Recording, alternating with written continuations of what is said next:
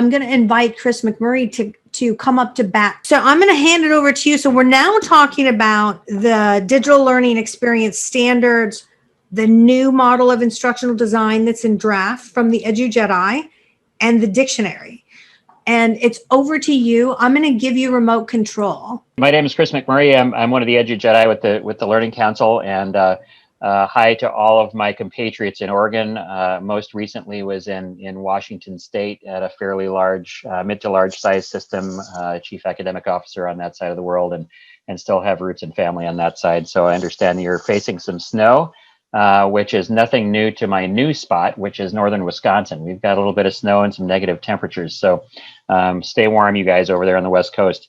So what we're going to talk about really is something that is facing a lot of our systems right now, and school systems are coming back in hybrid, or they're coming back face to face entirely.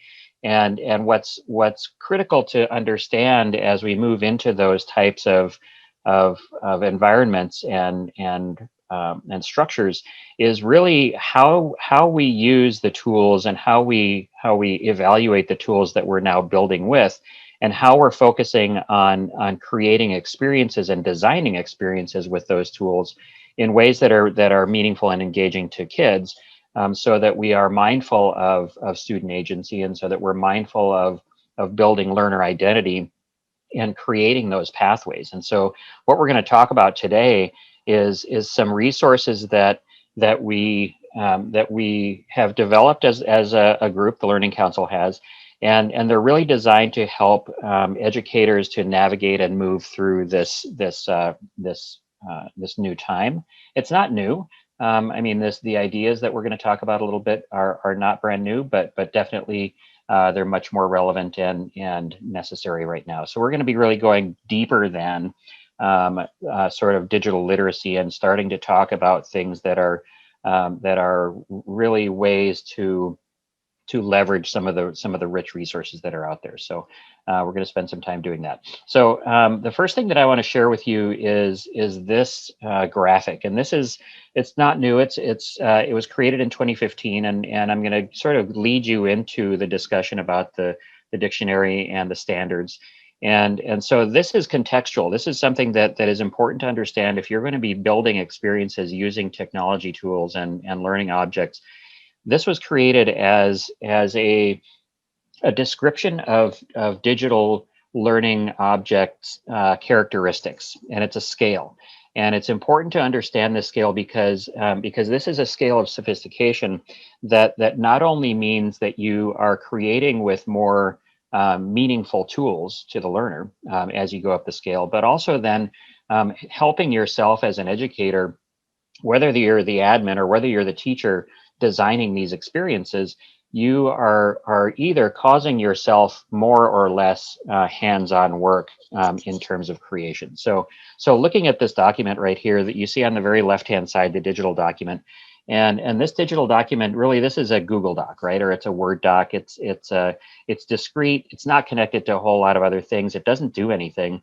It's really pretty static, and it's only as engaging as the context that it's placed into. That's low on the sophistication scale.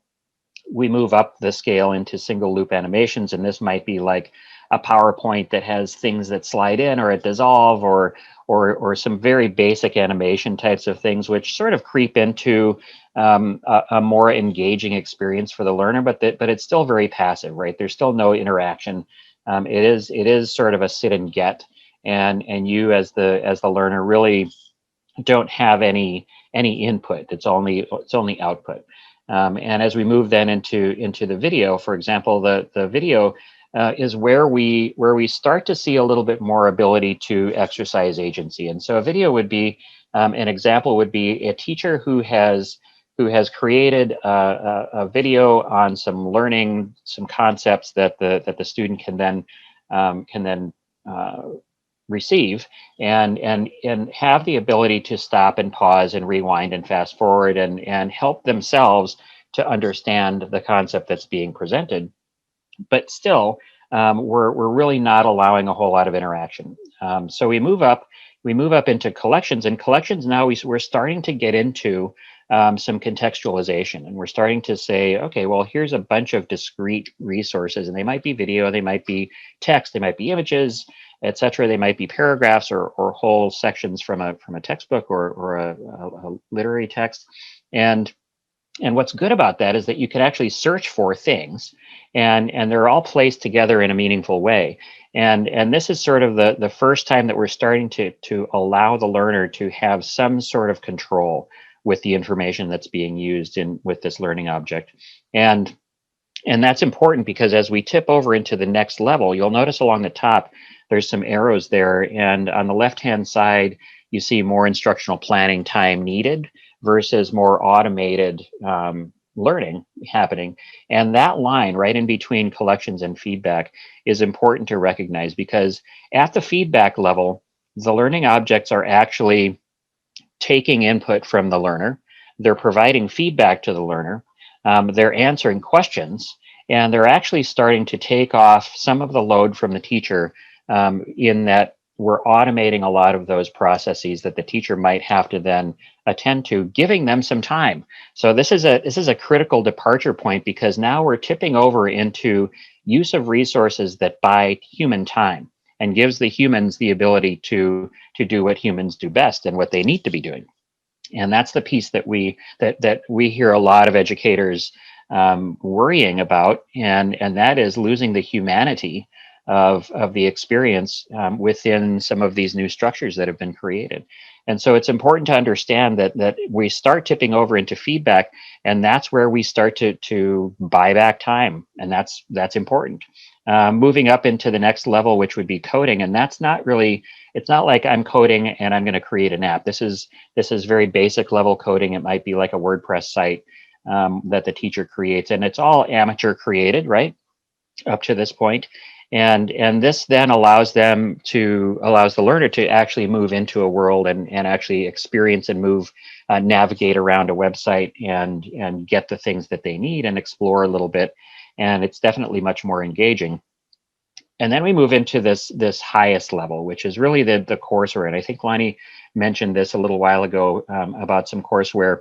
And courseware is actually, this is the point at which we really start to see algorithms used, and where we start to see things like machine learning and whole worlds that are created around subjects or multiple subjects even, and are using some of the gaming concepts and using leveling and using those types of characteristics built within the product that really gives the learner a rich experience. And so as you start to design an experience, and I use that, we'll get into some definitions around that a little bit later, but as you start to build experiences for learners, it's important to understand which type of learning object you're using, because the engagement and the teachability of those learning objects increases as the sophistication increases, but then so also does your time increase, and time being not time spent planning or creating, but time actually working with the students and the learners. And so this was really a pivotal sort of a contextual piece. So then we the Learning Council moved in the discussion of evaluation and identifying learning objects, and created this additional scale. And so what you're looking at here isn't new. It's in the special report that there's a thumbnail of over there. You can download that from the site. And what you're looking at here is really a description of learning objects and some methodology to begin to evaluate those, and how to think about the learning objects as you identify them for design. And so at the very top, you'll see that it goes from granular to more aggregated, and the top is really sort of the content type of an area. And what you see at the very top is sort of the concept level, which would be kind of a paragraph of text. It might be a discrete piece of text from a larger work. It might be a couple of images, but all of that stuff is very standalone, and it's all very granular. This is sort of the atomized level, and it sort of stands alone. It doesn't interact with a whole lot. There's a lot of work involved in using that effectively, and so that's again at the low end of the sophistication scale. Doesn't mean don't use it, but it means be mindful when you're using those things as a designer, as a learning designer. And then we move up into contextualized resources, and those are, as the name implies, they're framed into a lesson plan. They're within sort of a structure, and it's given some additional meaning and some additional sort of latitude and some connections. And then we move up into courses and ebooks, and these are all things like that are amateur authorware relative. And where a teacher could create an ebook, and those are being created all the time. And again, it allows greater sophistication in terms of utility of that particular learning object. And then we jump over the fence into professionally coded resources. And these objects then range from short to long form, right? And so again, we're going from granular and sort of discrete or disconnected to much more sophisticated. And so at the very top of that scale would be, in terms of simplicity or granularity, would be sort of the applet and app level. And this is where it might be, this is short form application, and this might be like a math app that just has one level, or it deals with one content area, and it doesn't have very many, if any, other modules, and it has a singular use, and when you're done, you're done. Moving up into courses and courseware, which are much more gamified. It's much more it's much richer of an experience.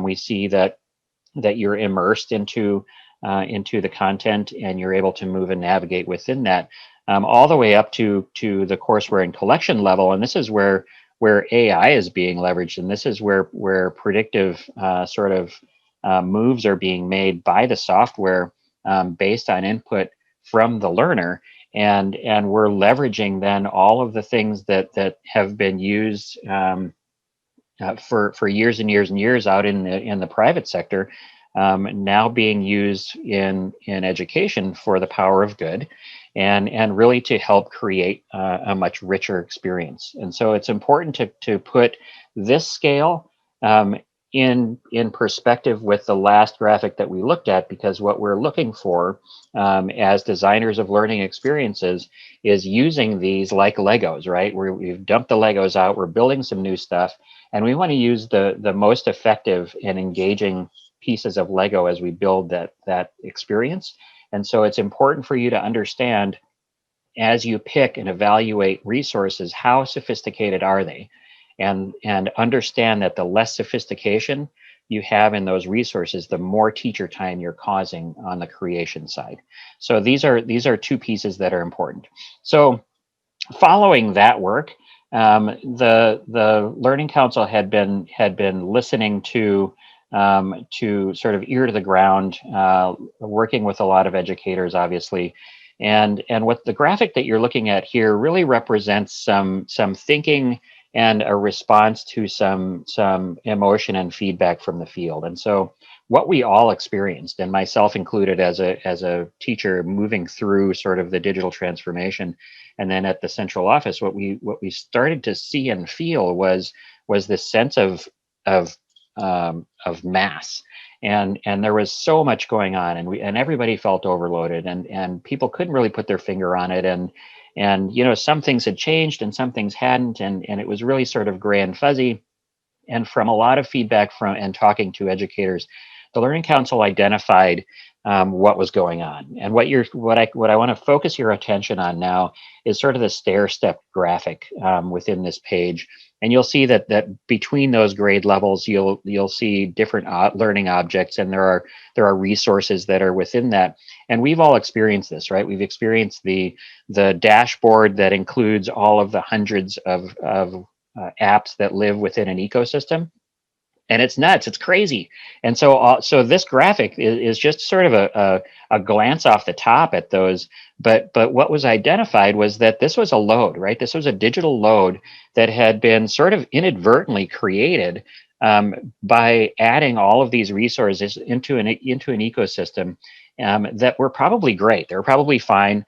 Wherever they were on that sophistication scale is up in the air, but they all seemed fine. And at some point, somebody said, "Hey, we really want this because it's a great math app," or whatever. And yet, all of that stuff created a digital load on the system and on teachers and then learners ultimately. And so that was identified, and then it was also shown that that there was the piece that was missing in order for all of that stuff to really work was some routing, right, or some logistics, and that really came down to how can we help all of these things and moving pieces. And a lot of those that you can see on the left hand side, the PD platforms, the LMS, the SIS, the testing function, all of that stuff, fiscal management, all of those systems. How do we manage all that, and what's missing so that all of those things can groove together?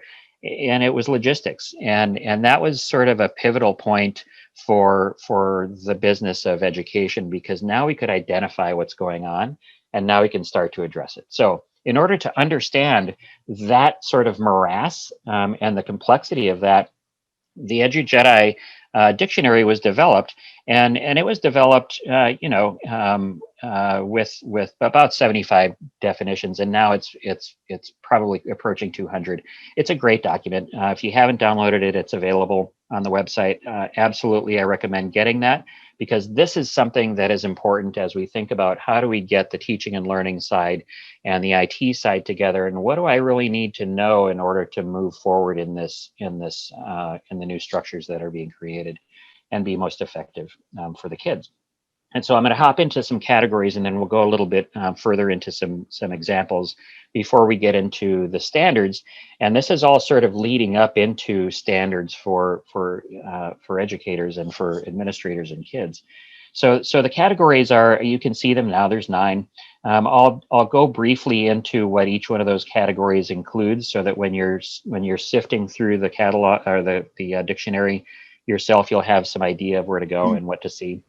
We're going to go through some brief descriptions of the categories so that you have some sense of what's in there, and then I strongly encourage that you use the snowy winter days here coming to peruse the dictionary, and maybe Zoom with your IT compatriot if you're a teaching and learning person, or vice versa.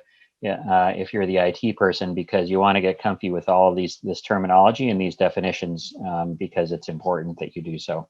I've had conversations with colleagues who on the IT side, and I've said, hey, how are you guys doing with this stuff, and what is the understanding level? And unfortunately, more times than not, the responses that I get are, or nope, not even on the radar, and that's troubling, because we have to be in the know. We have to know more, and we can do more. So actions, the categories, the action category really talks about functions of the code that do things, right? They're generally singular, they're discrete without involvement from other processes. This is just what the code is written to do. And that's contained in that category. The design category really talks about aesthetics or dressing or navigation or interoperability. Those types of things are in there. User onboarding, options for accessibility and engagement, all those types of things are covered under design. The controls really talks about administrative capabilities, which are important because you want to make sure that you have those capabilities built into the products that you're using or the resources that you're using, so that you can actually start to personalize, because that's the direction that we're going, and you have to make sure that the resource is flexible enough to give you that ability. And controls, the controls section has some definitions within there. Customization actually talks about, this category is talking about functions that support decisions to match the needs of individual learners. So for example, individualization versus personalization. And by individualization, I want to make clear that we're talking about decisions that educators make for learners. And by personalization, what we're talking about is models where learners have options to decide what methods or materials suit their needs best. And so that's a clear distinction to make. And sometimes it's often a bit overlooked and maybe not thought through all the way.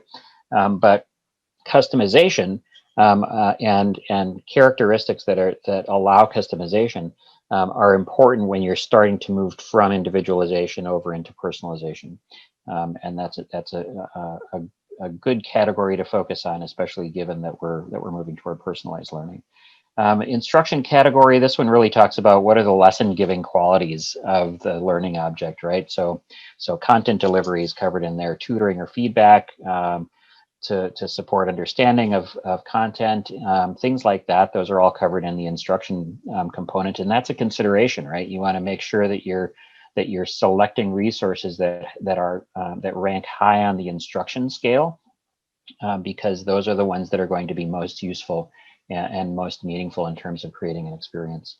Mechanisms, that category really talks about the structures that create a series of steps. So for example, a mechanism is a series of actions that are built into a small system, and it works in a sequence or loops. That's covered in there. The business model, this is actually another really fascinating category, and this is important information as well. And this is really what organizational model the resource is built around. So for example, freemium, it's not free. Sorry, free is not free. Someone at some point is picking up some income on that particular transaction, and maybe it's gathering data on the back end and selling the data to somewhere else, right? But it's important that we understand business model, because it's possible to inadvertently mess up a learning experience by not acknowledging or understanding that the resource that you have selected has some hostile characteristics, which is the next category, built into it simply because of their business model. It's not something that a lot of educators really focus on, but it is something that we need to understand, and you have to be aware of it. It's your responsibility. By putting something into the ecosystem, you have to understand that. So hostile characteristics are just that, right? They're characteristics that are intentionally intrusive upon the user or the system, and so they cause a disruption in the experience, and that's not positive. And then finally, the last category is really just, it's terms and ideas that are important to understand. These are things that we need to make sure that we all get. So I'll share a few examples here, and of course these are just sort of off the top, but there's some that I think are important to at least talk through a little bit. The trigger, this is as it says, right? It's a trigger procedure. It's a point in a system that when the user gets to it, the system automatically does something, right? A new function via the trigger. There's a lot of technology speak within that definition that you can see, right?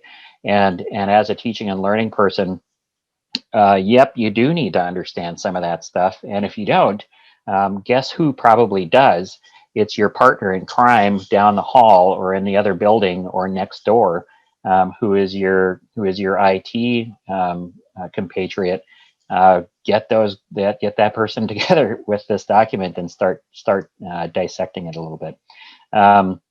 Gating, this is another example. So gating is a mechanism, and we've seen this in the gaming world.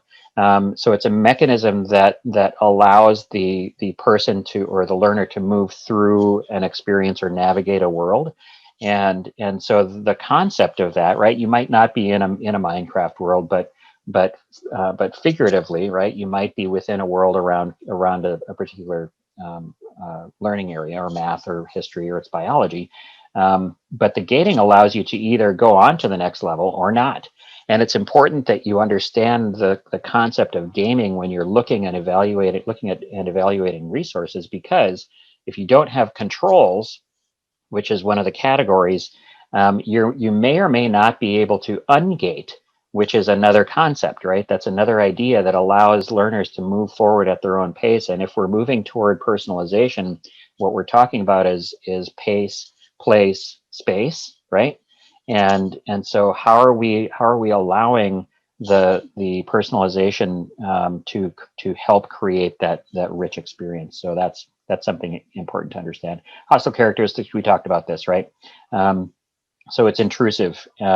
You don't want to miss the fact that there are hostile characteristics built into a resource, design an experience with that, and then all of a sudden have a window that pops up that says, hey, you should upgrade your resource to premium. And then all of a sudden a virtual room full of fifth graders clicks on the button, and then what do you have? So all of those things really distract from the experience. And unless you clearly understand what your resources are built around, you may inadvertently break something, and that's a waste of everyone's time. We don't get them back. The horses then have left the barn. Modal is a dialogue box. This is another characteristic that helps learners move through an experience, and this is really forces an interaction. It forces some input from the user, and they have to engage actively in order to move on. It's important to understand what this is and the difference between this and a pop-up, which is covered in the dictionary, and know that this is a positive thing, right? We want modals built into the resources because it forces us some interaction, and that's good. So nesting, this is another great example.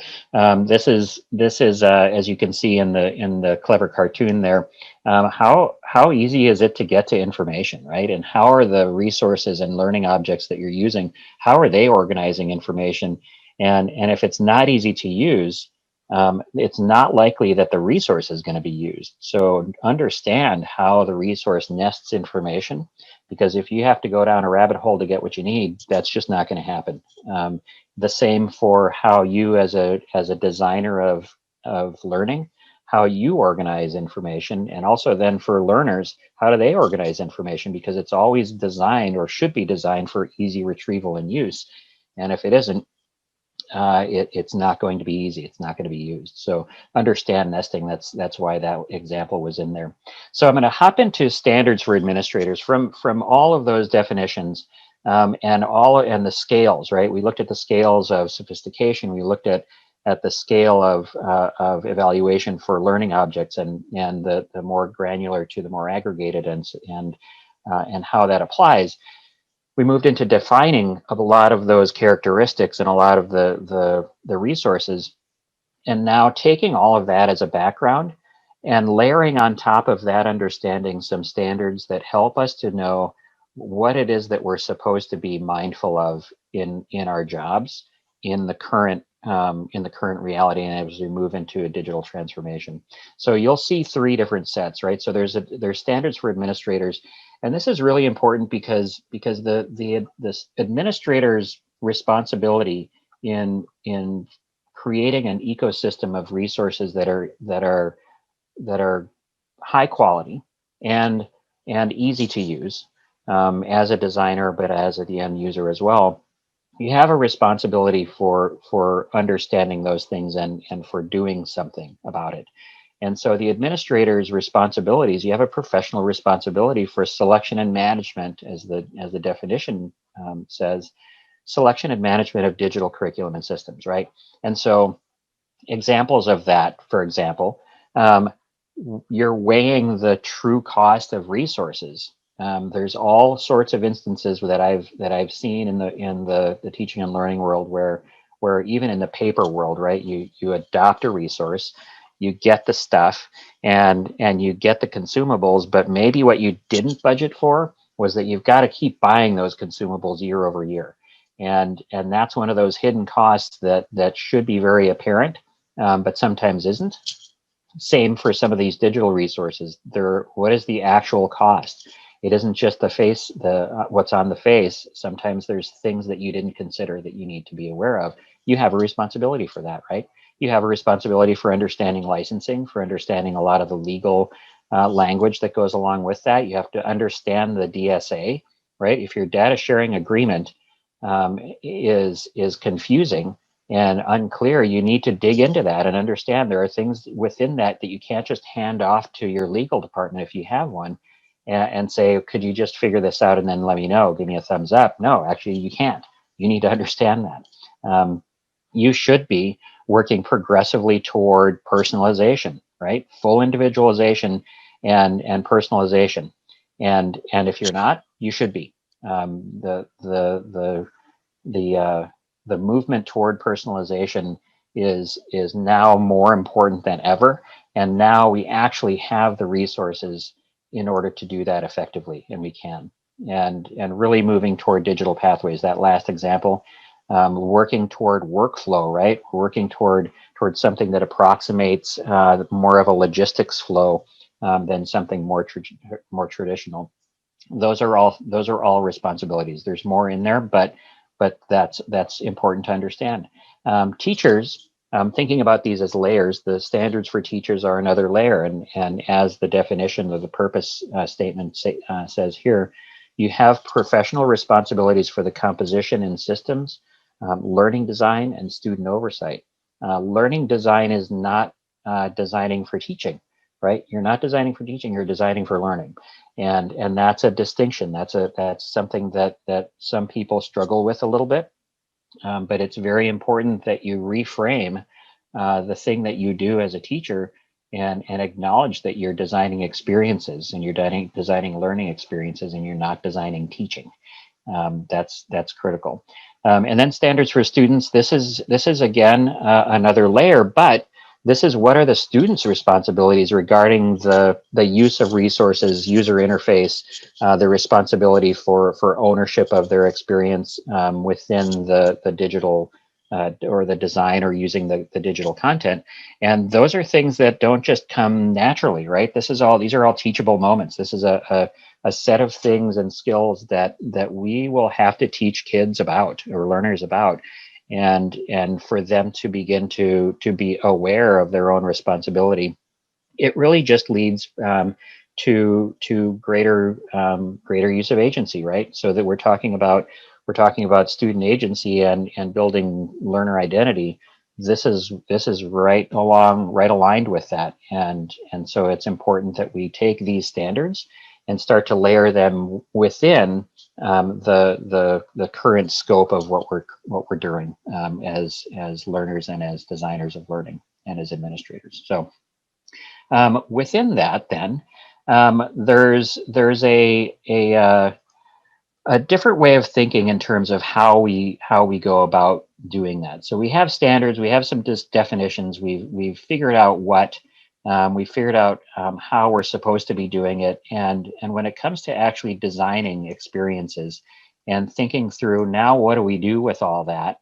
Having a model to guide that thinking is very helpful, and so the EduJedi model that you're seeing now is similar to some of the other models that you may be familiar with. It's put up here against Addie's model, which is fine, right? Addie's model is 45-ish years old, and it served its purpose well. There's nothing wrong with it, except that it doesn't really speak to student-centered experiences and designing those experiences in a couple of different ways. And so, for example, you see the Addie's model talks about analysis, it talks about development, and under analysis, it's all organization, right?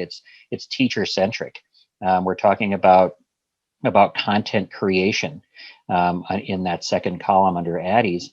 And if you look down at the EduJedi model, the difference then is that we're talking about two different rows here. We're talking about workflow logistics design, and we're talking about discovery design. And the simple fact that the word design is associated with those puts us in a different mindset. We can very clearly say that Legos have been dumped and now we're designing something new, because now what we're talking about is scope, right? We're setting goals. We're causing students to create some pathways and to discover some learning. And that's very different than things being handed to them. There's questioning that goes along with this. There's some higher level thinking that goes along with this that's built in. And we'll take a look at a couple of the differences between these two models, and then hopefully we'll save a little bit of time at the end of this to dig in a little bit deeper and take some questions. But really, as we consider the movement of the learning design and the movement of learners within that, it's important that we take a look at, for example, place and time and space. If we're talking about personalizing, that's what we're talking about, and this really detaches the assumptions of that, right? And it starts to focus in on how are we creating a personalized experience using the resources that we have.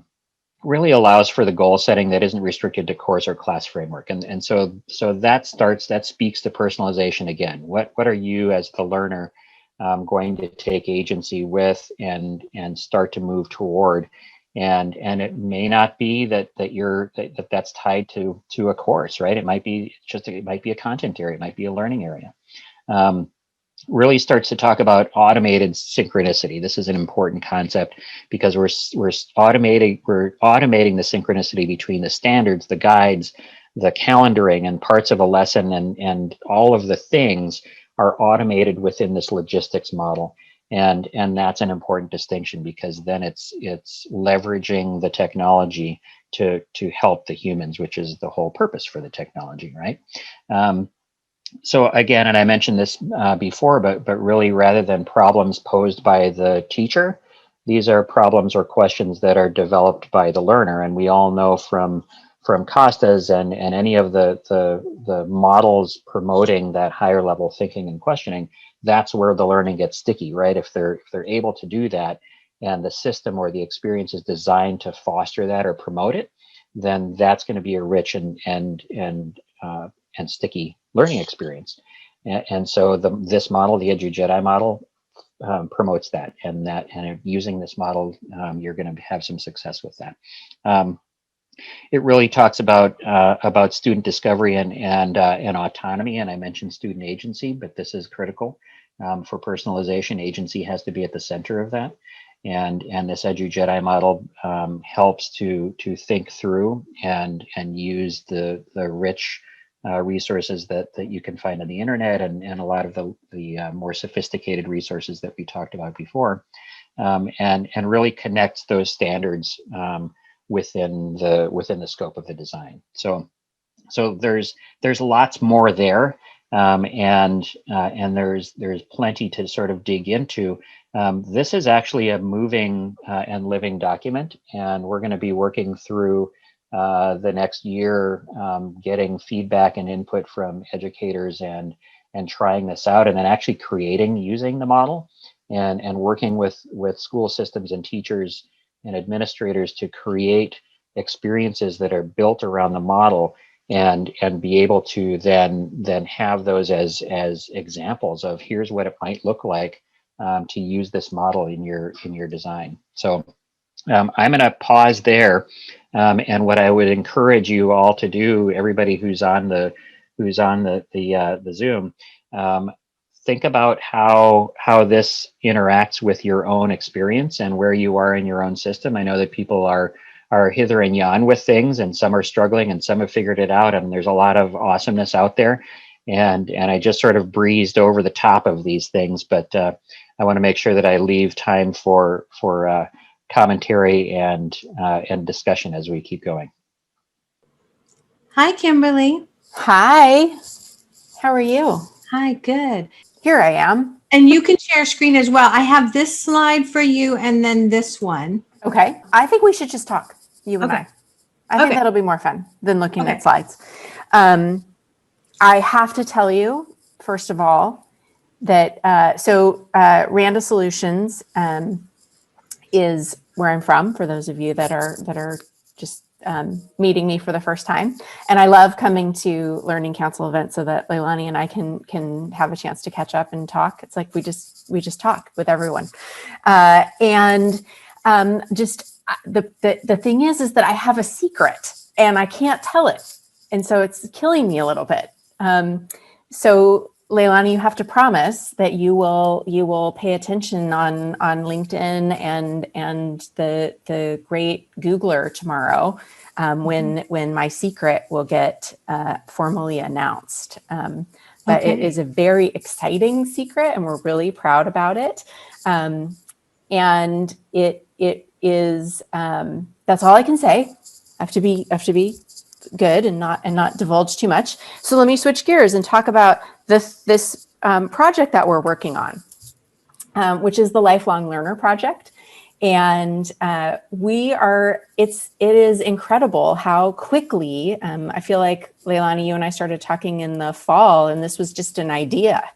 And now it's actually something that we are, I saw the first iteration of just the other day. So we have been for 20 years focused on teacher licensure, and really helping at the state level for educators to prove their professional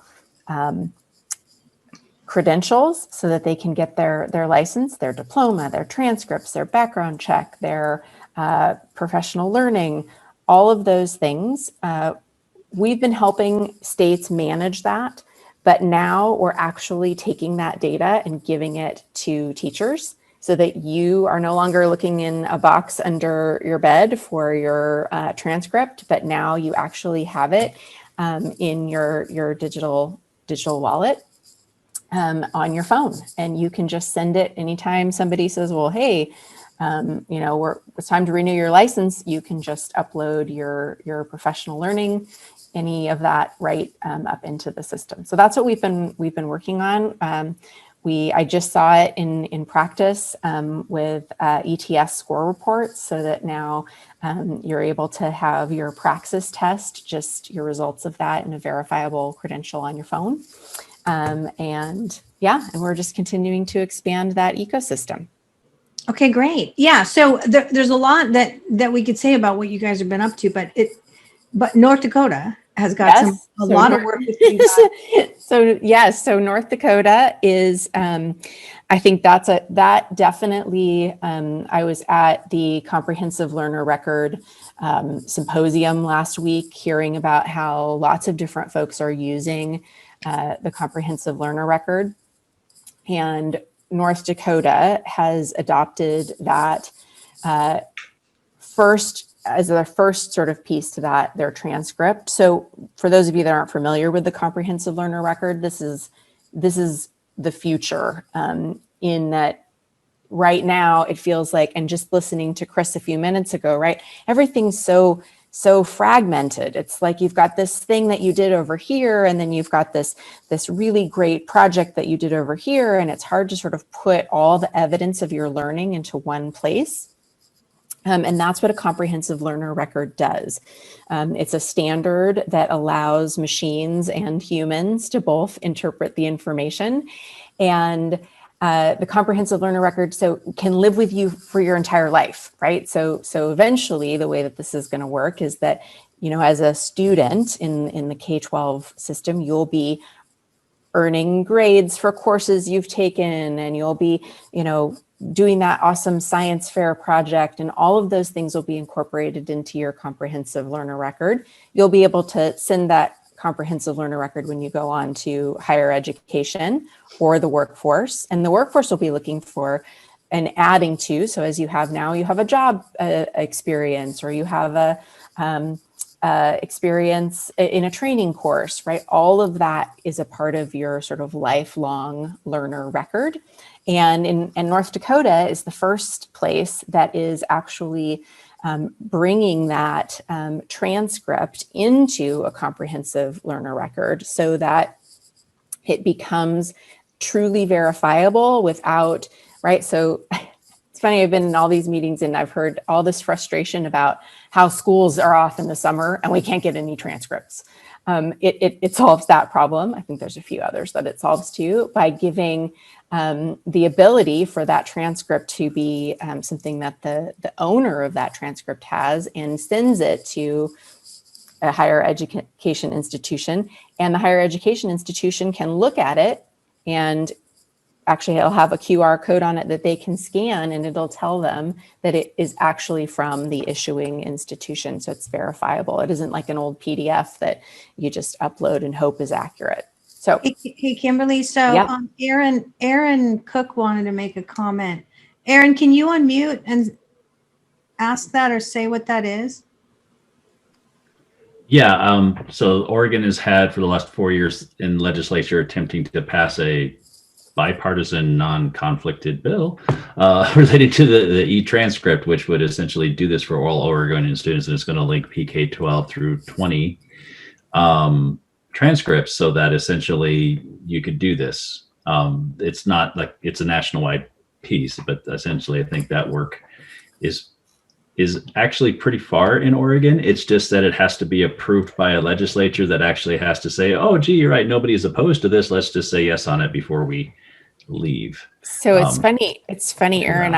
I actually, when Leilani and I were picking states, I picked Oregon because of that, because I knew that digital identity, a digital identity solution has been on the Oregon radar for a long time. And this is a blockchain-based solution. Lots of states now are implementing, trying to implement a decentralized, some kind of decentralized identity. And yeah, it sounds like Oregon is definitely going to be up and running, which is one of the reasons why I'm sort of always wanting to come and talk about why it's important that we have credentials that are verifiable.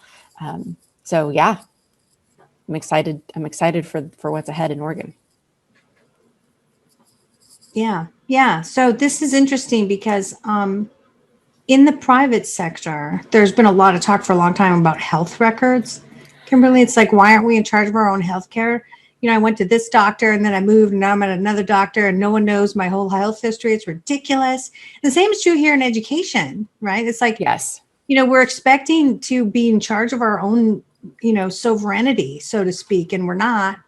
And I think this is an inevitability. It's just like what Aaron was saying. It's getting everybody on the same page about it. So how did North Dakota, like they're like first to bat, it's like, wow. It's the same thing that Aaron was talking about. They had legislation that passed that they needed to have a solution to turn, to make a verifiable credential at some place in the ecosystem. And everybody got together and realized that the transcripts were the best place. But really to, this idea of giving citizens ownership, I think Colorado has a really interesting digital identity solution there that they've launched, where your driver's license is on your phone. And at first you sort of think, well, wait, is that okay? It really allows for you to only share information about yourself that is pertinent to the situation. So, right, like you get pulled over by, for speeding, you're going to be able to show, that officer your driver's license with just a QR code that he can scan and then go back to his car to look you up. But if you walk into a bar, it's not going to tell you, your name and address. It's just going to verify for the bartender that you're over 21. So it really allows us to have more control over what we share about ourselves. I would like to be able to manipulate mine so that I'm not my real age. I'm like, I'm only 30. But I'm still old enough to drink. But unfortunately, I think that is, one of the things that comes with verifiable credentials is the ability to trust that they're right. I think, so often we say, well, isn't a PDF more trustable? No, with a little bit of whiteout and a typewriter, you can, or that program that I have on my computer to modify a PDF, you can make changes to that. You can't make changes to verifiable credentials without it being evident in the blockchain. Information made a change. And I think that this is actually one of the biggest equity issues in the market that is not being overtly addressed very well by a lot of the state governments, because literally if you graduated somewhere in high school right now, almost everywhere in the country except for maybe North Dakota, right? You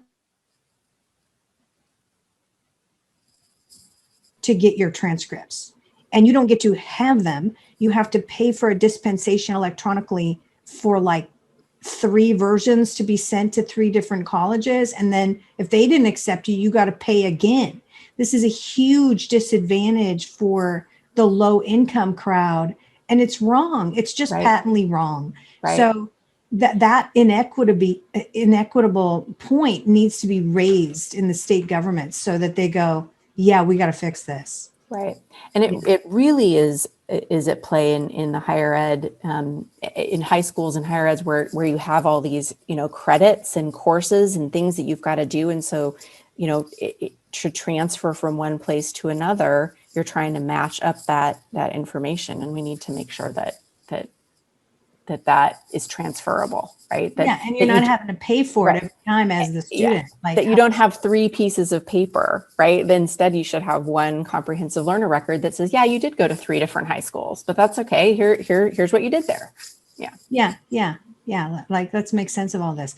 Okay, cool. Well, thank you so much Yeah, for joining my us. pleasure. I'm excited about So this fun. project. I hope Yes. that every state starts doing this. It's super cool. So thank you so much for joining us. Yes, and definitely be on the lookout on social media tomorrow. Okay, cool. All right. Bye.